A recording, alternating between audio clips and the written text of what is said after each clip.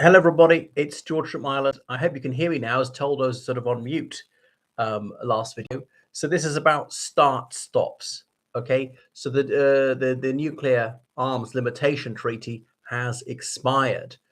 Strategic Arms Reduction Treaty, which dates way back to the Cold War 1970s, I think, between the then Soviet Union, no longer extant, and the United States of America. And so they both agreed that they would reduce their nuclear arsenals because they both had enough to destroy planet Earth several times over.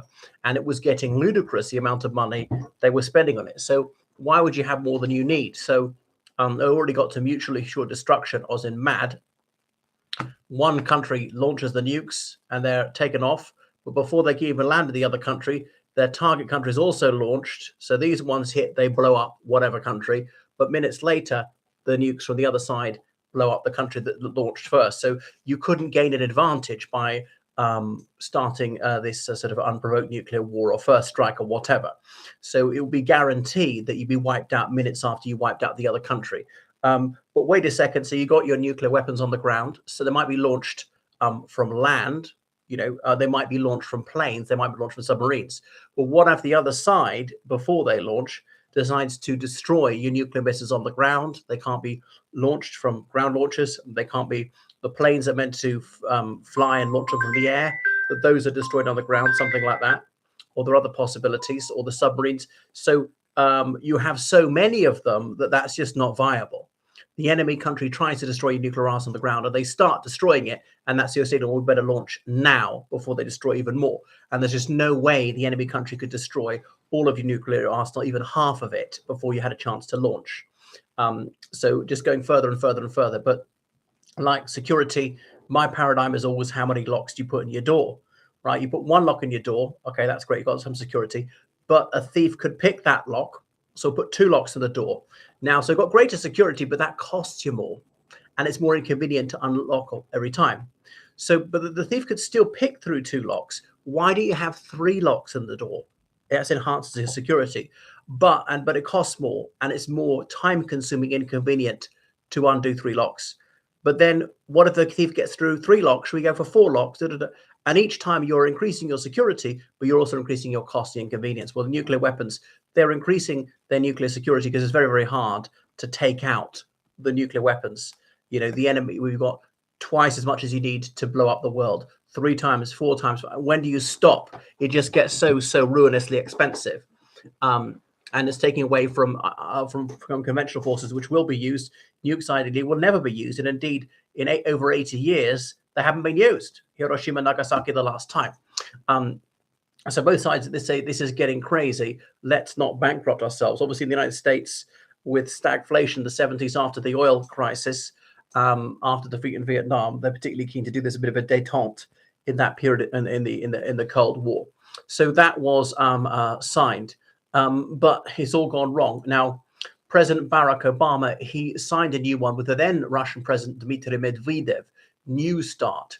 And that was going to lower the number of these deployed strategic nuclear warheads and the delivery systems, whether they're from planes or ground launchers or submarines. It's to do about intercontinental ballistic missiles. I don't know what the range is before they count as an ICBM.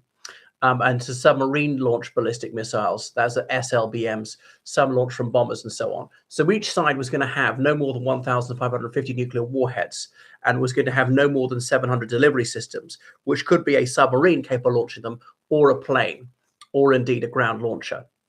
And both sides would have a chance to go over and inspect to ensure that the other side was abiding by the terms of the treaty.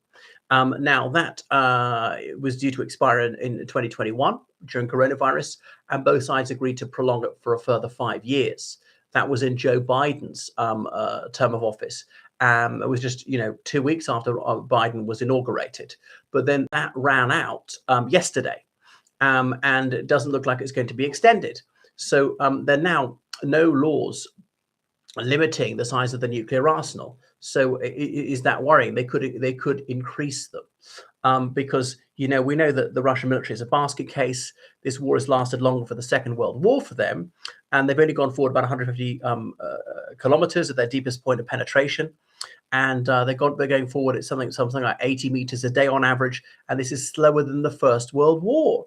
And despite having such a huge advantage of the Ukrainians, like 3-1 on the battlefield, but in terms of tanks, 10-1, planes 10-1, howitzers 10-1. Admittedly, not all of that's deployed in Ukraine, partly for logistical reasons. Moreover, they've got other frontiers to think about.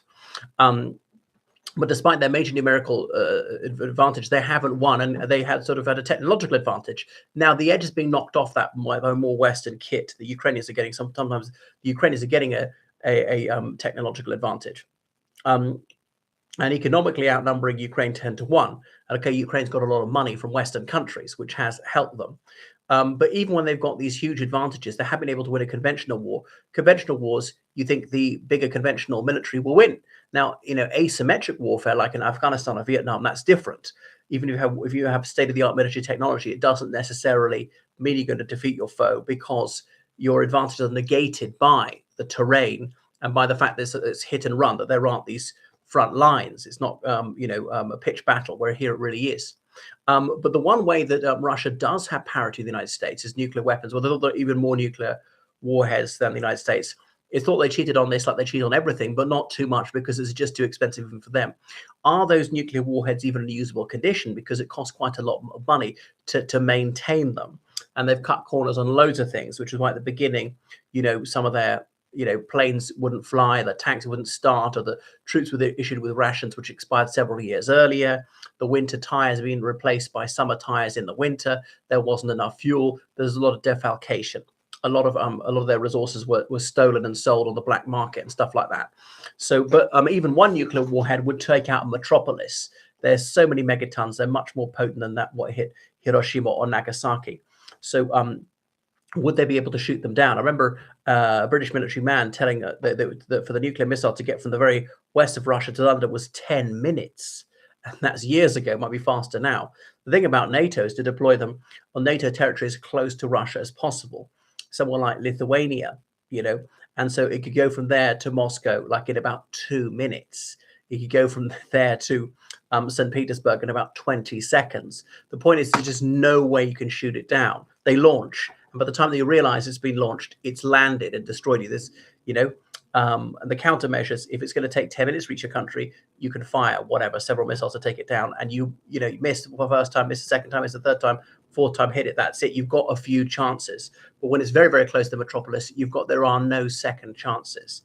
That would really be worrying for them. I know you can have submarines everywhere and stuff like that, but they can be detected, and planes take some time to take off. Ground launchers don't. So there isn't even talk about getting this start back on the road. I mean, they might sign something new, but the Russians might try and tack it onto the Ukraine deal. We will sign a start renewal if you abandon Ukraine. And Trump might even go for that deal. So it's probably quite cunning them to abandon this, to raise the temperature. When the war's going badly, they start rattling the nuclear saber, like, don't forget we've got nuclear weapons, blah, blah, blah. I'm surprised they haven't said that for a few weeks now. All right. Thanks so much for watching my channel. Make sure you subscribe on Patreon, donate to PayPal, georgecallahan79@gmail.com. Goodbye.